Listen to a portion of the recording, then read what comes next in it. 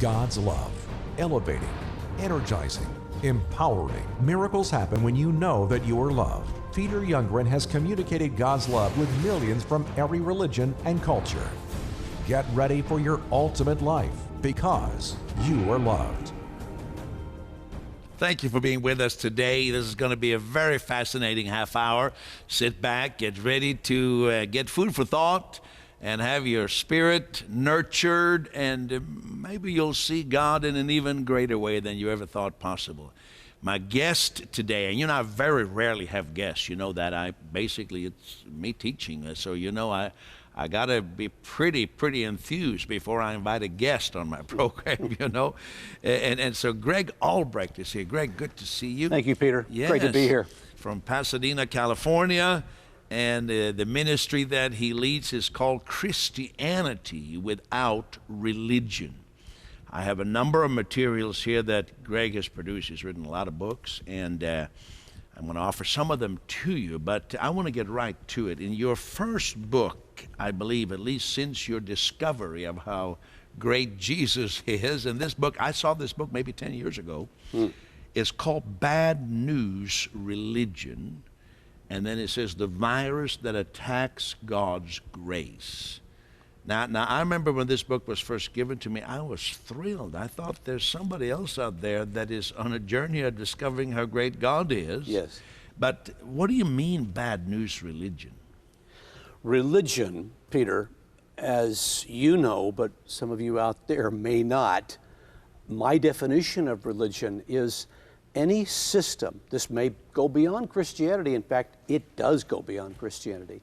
Any system of procedures, of methodology, of things to do, of performances, of rituals, of do's and don'ts that essentially guarantees a person that once these things are accomplished and done, their relationship with God will be intact, or it will be gained initially, or it will be enhanced if they already have a relationship with God. I maintain that's religion, and that's bad news religion, because the grace of God is the basis of our relationship with God. Not performances, not stuff we do. Now, that doesn't mean we don't do stuff, but perhaps we'll get to that later on, I don't know. Well, somebody might say, okay, I understand by the grace of God we are saved, but Greg, you call this, if I call this religious system, a virus. Isn't that a little harsh, Greg? I'm the devil's advocate. Right? A virus is something that is latent. It might be lurking. I used it for that reason. It's lurking. It's latent. We don't know when it will be activated. It might be activated when our immune system is weak. But I contend that the virus of religion is something that all of us are susceptible to. When somebody comes along and says, God will like you more tomorrow if you do A, B, and C today, we're susceptible to that. That sounds like that's what God's like. Sounds logical. Because that's what we're like. But no, God, according to the Bible, is not like we are. Thank God for that. We can all have it. Amen. That's right. So, yes, God's grace posits that there's another way, indeed a better way, that in Christ, by God's grace, we have a relationship that can never be earned and never be deserved. Now, I could just keep firing questions away, but I think for people to understand where you're coming from, you yourself were involved in a very religious, entrenched system. Yes. I don't know how you can summarize that in 2 or 3 minutes, but give us some of the rules you were under. Well, I don't know how I can summarize it in 2 or 3 minutes either. Or maybe 2 or 3 hours. I don't know if you know. I'm going to need 2 or 3 hours, but yeah. No, I was under, like many fundamentalists, like many oppressive religious systems, a long list of do's and don'ts. Now, in my particular case, it happened to be outside of what Christians normally are told. Christians normally are told, well, you shouldn't dance, you shouldn't listen to bad music, rock music, which often is any kind of music the pastor doesn't like. That's what you shouldn't listen to. You shouldn't, drink alcohol, or if you do drink alcohol, do it in private so you don't hurt your witness, whatever that means. And there's a long list of those kinds of things. Well, I had some of those, but not all. Most of mine were outside of that. Most of mine were related to the Old Covenant. I didn't and wasn't allowed to eat pork. I did not observe the Sunday as a day of rest, as a day of going to church, but Saturday, because that's the day stipulated by the Old Covenant. Not only that, I observed the 7 holy days of the Old Covenant. The list is an endless one. Christmas was considered to be pagan because we had all the holy days of the Old Covenant, and because it's pagan in its origin, and because nobody knows when Jesus was born anyway, and because. Easter also is the resurrection of our Lord. Curiously, no, that's not to be resurrected. Rather, a Jewish feast of the Old Covenant was to be celebrated. So you had to keep all these feasts. Had to keep them all. And the idea, if you kept them, then God would be increasingly favorable towards you? Well, in my particular, in most legalistic systems, there's a nomenclature. There's an in-house lingo that people know. You have to strive, you have to work harder. We were told we had to build holy, righteous character to qualify so that God would accept us into his kingdom. So you're building character, you're on this hamster wheel, keep going faster and faster and faster, and you're trying to qualify, even though the book of Colossians says we have already been qualified by Jesus through his dear Son, first chapter of Colossians. And so that was the legalistic system I was in. As you said, we could take 2 or 3 hours. So how did you do on the hamster wheel of religion? I got pretty tired. And there was no chair in the cage. But the rest thought you did pretty good, didn't they? Because you were elevated in that. Oh, yeah. Within the system, I did a fairly good job, apparently. I am not. But a lot of that involves acting. A lot of that involves hypocrisy in a legalistic system, because if we're told that you must be perfect, that you must qualify, and you must measure up to these standards, and you must not fall short, or God will not be happy, sooner or later we're going to have to start acting and being something that we're not, because no human is capable of doing all the things in a very strict legalistic system that are stipulated for a person to do. I want to talk a little bit in a moment with you about the young hypocrite, Greg Albrecht, and about arrogance that comes out of religion and all these different things. But first, I want to just let you know that I think Greg has something to share that will help you, that will maybe bring back that spontaneity, that joyous relationship with the God who loves you so very much. 2 of his books, the one I have referred to, Bad News Religion, which contains your testimony, a little bit of it, and it's amazing. You'll shake your head when you read this and say, wow, that is heavy legalism. But yet you'll see it, the same thing parallel in all religions. A little different packaging, but the basic substance is the same. And then this one, Unplugging from Religion and Connecting with God. And so religion is that socket where we put the plug in. And how do you unplug from that? It's almost like an addiction. And then on top of that, we will give you the teachings from Greg Albrecht that he taught right here at our ministry headquarters, Christianity Without Religion. Here's how you can receive that. Shake loose from the bonds of a religion with this revolutionary package from Greg Albrecht. Don't wait. Call 1-877-974-7223 or go online at peteryoungren.org now. All right, so you get all of that. You get the teaching from Sunday, and you get those 2 books, and you will enjoy all of that. Now, Greg Albrecht, you say in your book that legalism breeds arrogance. What do you mean with that? Legalism breeds, well, if we have any Saturday Night Live viewers who used to watch Saturday Night Live a long time ago, I can't anymore because I'm asleep by that time. I must admit, I watched a few weeks ago when Donald Trump was on. It was so highly, advertised, but it's too late for me. I preach on Sundays. Yeah. But if you remember, some of you viewers who might be about my age, remember Dana Carvey doing the church lady on Saturday Night Live. The church lady was, unfortunately, a fairly accurate caricature of what religion breeds and produces. It produces an arrogance, a superiority, a sense that I'm better than you are because I'm doing things you're not doing. You ought to be doing them. You're not. You're not quite as good as me, or in fact, you may be really inferior to me.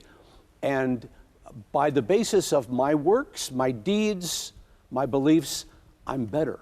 So religion, Christless religion, breeds arrogance. The grace of our Lord, the humility of Jesus Christ. There couldn't be any bigger contrast that we could see when we read the teachings of Jesus Christ. In that same context, you talk about how religious legalism blinds us. We don't see reality. Yes. What are you aiming at there? Well, I'm aiming at the fact that we're living a deluded life. We look in the mirror and we see something other than the person who's there. We have an illusion. We're living with an idea of what we ought to be, but we cannot be.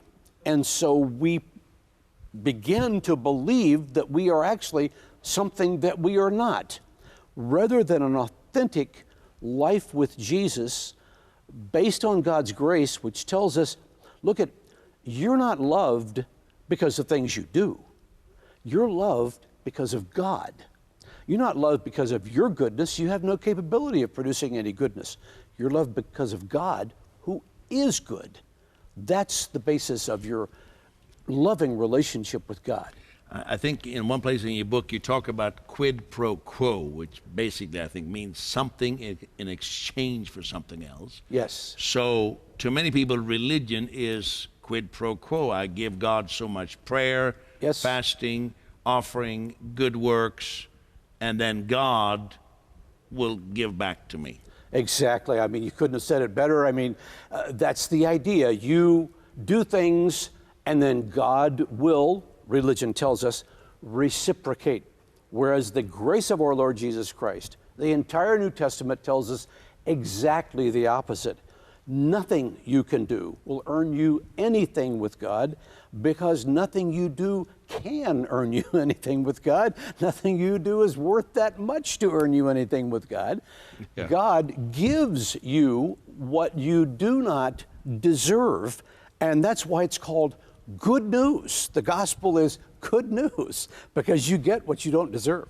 The way you answer that there, you're saying nothing could pay enough to God. So yes, actually legalism really brings God down, that he is, he can be paid off.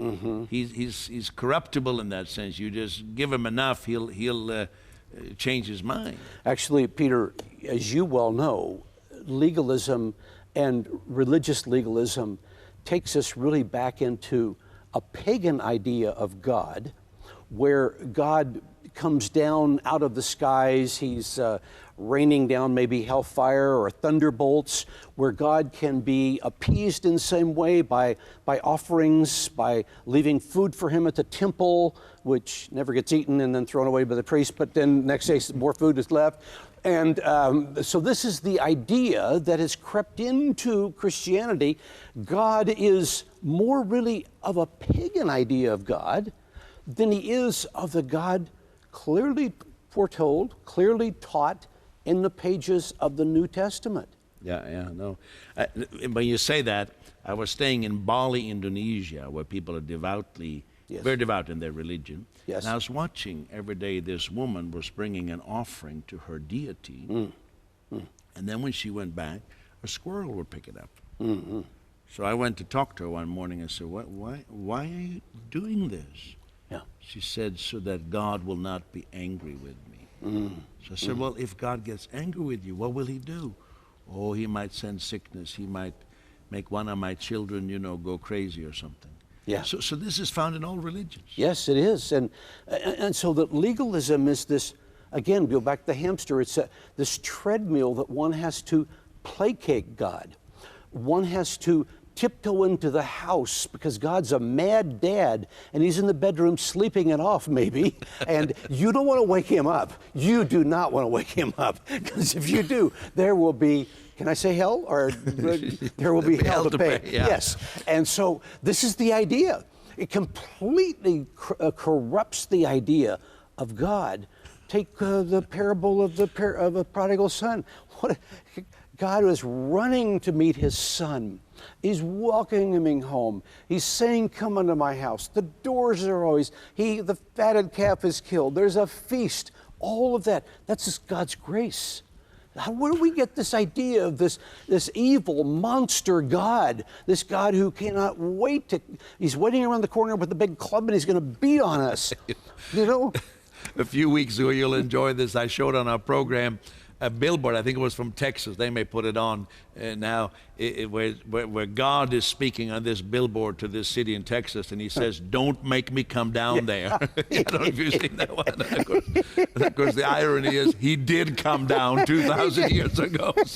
And it was pretty good when he came down, wasn't it? He was pretty full of love. Now you say in one part of your book here, Pharisees are not extinct. I thought they were like the dinosaurs. They a different era. No, I was one for quite some time.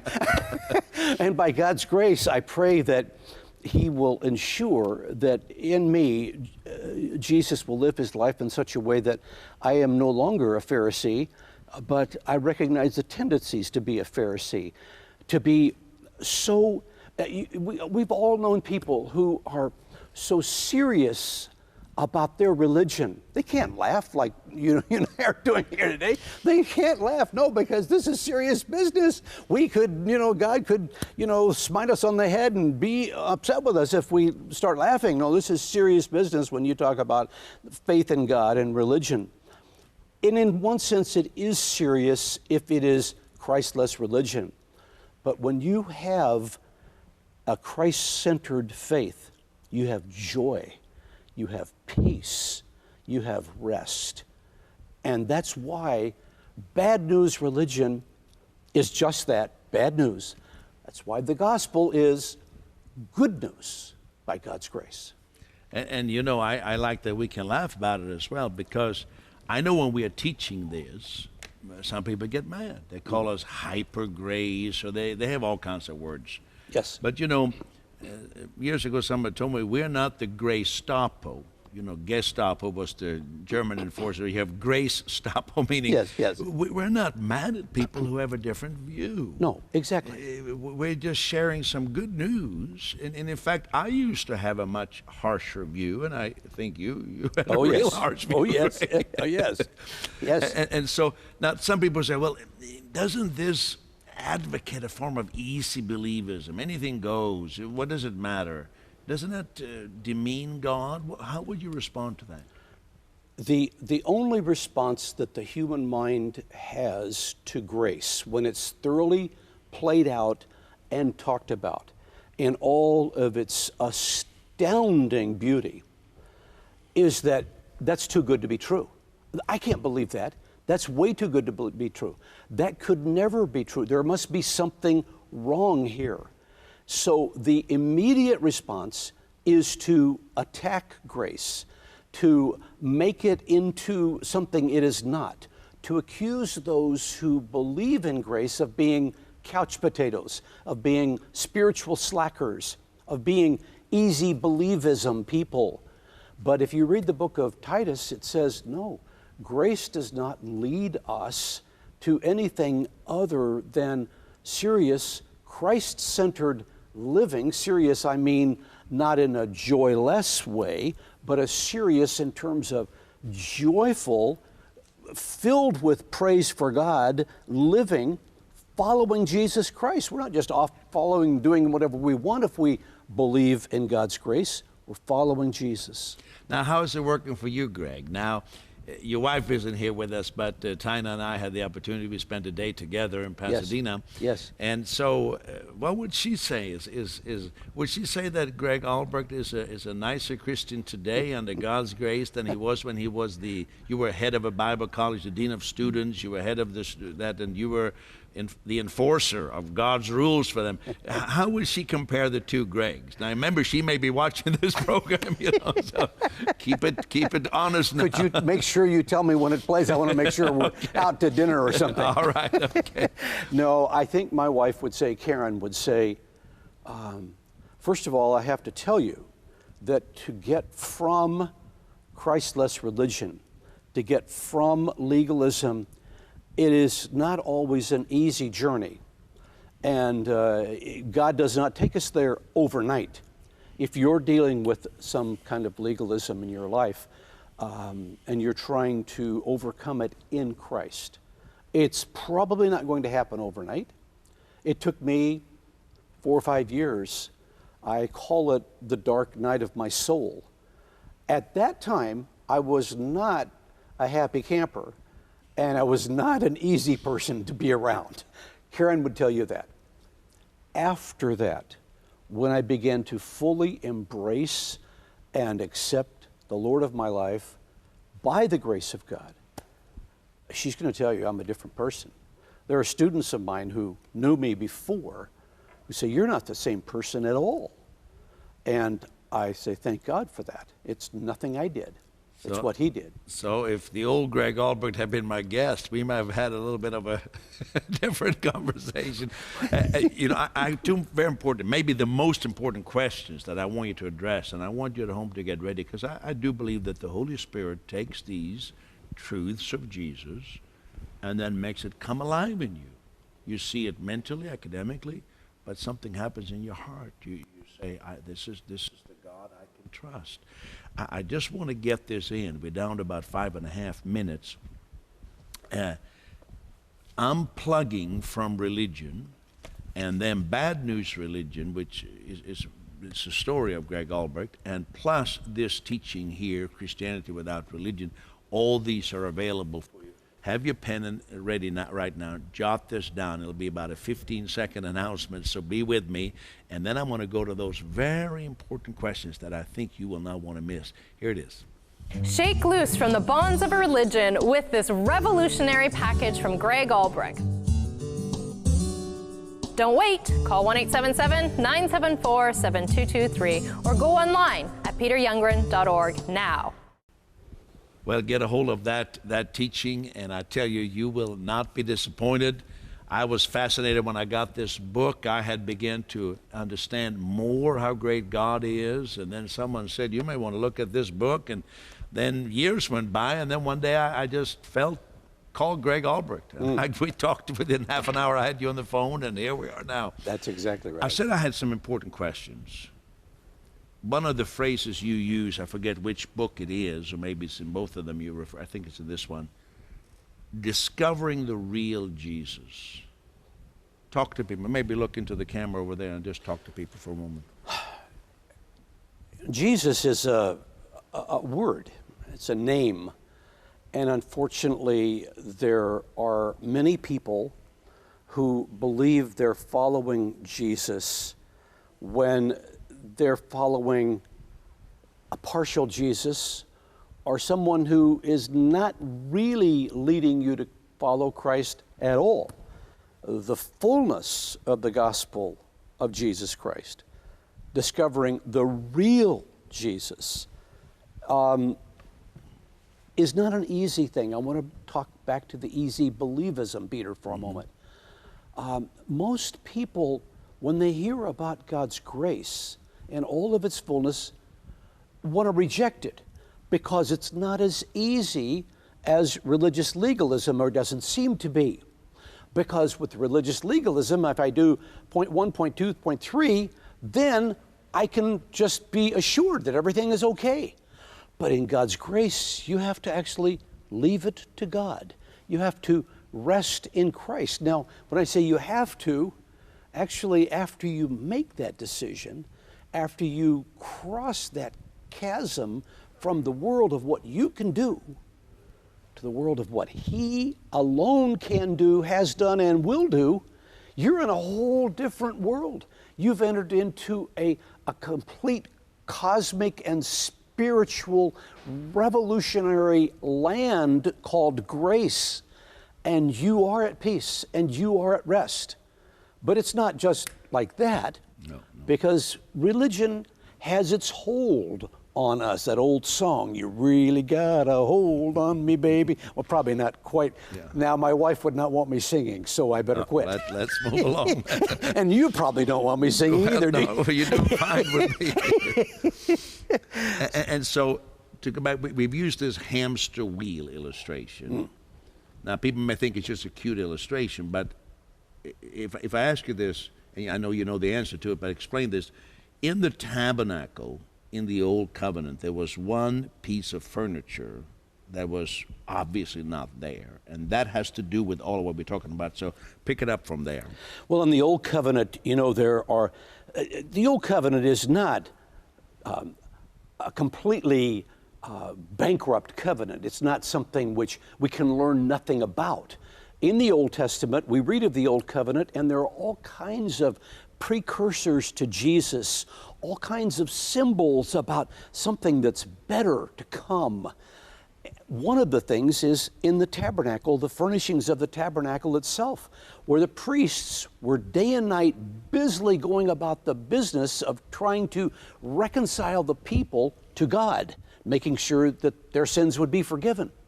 The one piece of furniture missing, a chair. You never sit down, you never rest in the Old Covenant, because the work is never done. Just like a religion, you're never good enough. Yep, never good enough. But in the New Covenant, Jesus sat down. He did. Yeah, so there's a chair. He sat down. Yeah. I'm down to the last 30 seconds. Thank you so much. Thank you, Peter. Why are we talking about this? We just want people to see how great God is, because Jesus said, open people's eyes that they will turn to God. I don't think I have to convince you, get saved, come to God. No, once we see how great God is, we say, yeah, that rings true in my heart. I'd love you to call the number on the screen. Let us know how God has touched your life today. Order the material, and remember, you are loved. Thank you. Your partnership makes this ministry possible. To share your prayer request or to help bring the good news of Jesus Christ to thousands who have never heard, call 1-877-974-7223. You can give at www.peteryoungren.org or send your gift to World Impact Ministries at P.O. Box 2108, Vista, California 92085, 2108, or 190 Railside Road, Toronto, Ontario, Canada, M3A 1A3. Together, let's give everyone a chance to hear the gospel.